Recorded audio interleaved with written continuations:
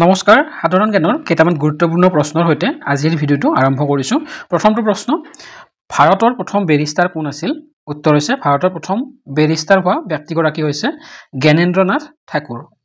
প্ৰথম ভাৰতীয় governor general কোন আছিল?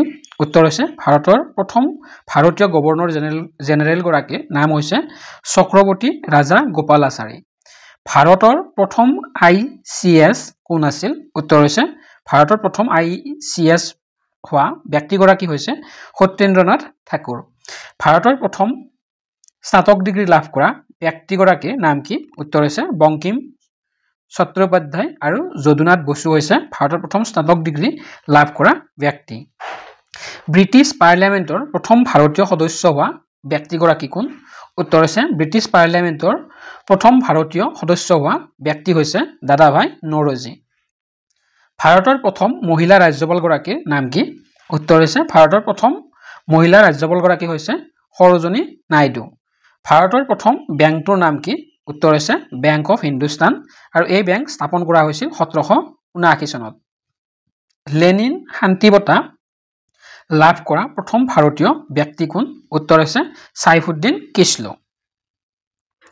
উচ্চতম ন্যায়ালয়ৰ প্ৰথম ভাৰতীয় মুখ্য ন্যায়াধীশ হোৱা ব্যক্তিগৰাকী কোন?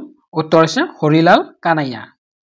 উচ্চ ন্যায়ালয়ৰ প্ৰথম ভাৰতীয় মহিলা ন্যায়াধীশ হোৱা ব্যক্তিগৰাকী কোন বা মহিলাগৰাকীৰ নাম কি? উত্তৰ হৈছে আন্না চান্নী হৈছে ভাৰতৰ উচ্চ ন্যায়ালয়ৰ প্ৰথম মহিলা ন্যায়াধীশ। ৰাষ্ট্ৰসংঘৰ প্ৰথম মহিলা ভাৰতীয় ৰাষ্ট্ৰদূতগৰাকীৰ নাম কি? উত্তৰ হৈছে বিজয়লক্ষ্মী পণ্ডিত হৈছে ৰাষ্ট্ৰসংঘৰ প্ৰথম ভাৰতীয় মহিলা ৰাষ্ট্ৰদূত। অসমত আহোম ৰাজ্যৰ প্ৰতিষ্ঠা কোনে কৰিছিল? উত্তৰ হৈছে অসমত আহোম ৰাজ্যৰ প্ৰতিষ্ঠা কৰিছিল 1228 খ্ৰীষ্টাব্দত চুকাফাই। তাৰে পিছৰ প্ৰশ্ন, শালস্তম্ভ বংশৰ প্ৰথম ৰজাজনৰ নাম কি আছিল? উত্তৰ হৈছে শালস্তম্ভ বংশৰ প্ৰথম ৰজাজন হৈছে শালস্তম্ভ। শালস্তম্ভই কামৰূপৰ সিংহাসনত কিমান চনত আৰোহণ কৰিছিল? উত্তৰ হৈছে 650 খ্ৰীষ্টাব্দত শালস্তম্ভই কামৰূপৰ সিংহাসনত আৰোহণ কৰিছিল আৰু কামৰূপ শাসন কৰিছিল। শালস্তম্ভ বংশৰ অন্তিম ৰজাজনৰ নাম কি? ইম্পৰ্টেণ্ট কুৱেশ্যন হয়। শালস্তম্ভ বংশৰ অন্তিম বা শেষ ৰজাজনৰ নাম হৈছে টেকসিং।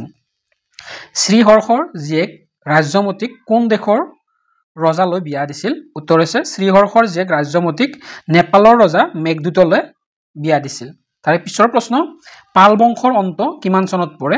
উত্তৰ হৈছে পাল বংশৰ অন্ত পৰিছিল 1112 চনত। পাল বংশৰ প্ৰথম ৰজাজনৰ নাম কি আছিল? উত্তৰ হৈছে পাল বংশৰ প্ৰথম ৰজাজনৰ নাম আছিল ব্ৰহ্মপাল। পাল বংশৰ আৰম্ভণি কিমান চনত হয়? উত্তৰ হৈছে পাল বংশৰ আৰম্ভণি হৈছিল 990 চনত। আজিৰ ভিডিঅ'টোৰ শেষৰটো কুৱেশ্যন, মালিক উজবেকে কোন চনত কামৰূপ ৰাজ্য আক্ৰমণ কৰিছিল? উত্তৰ হৈছে মালিক উজবেকে কামৰূপ ৰাজ্য আক্ৰমণ কৰিছিল 1257 চনত। ইমানখিনি আছিলে, ধন্যবাদ।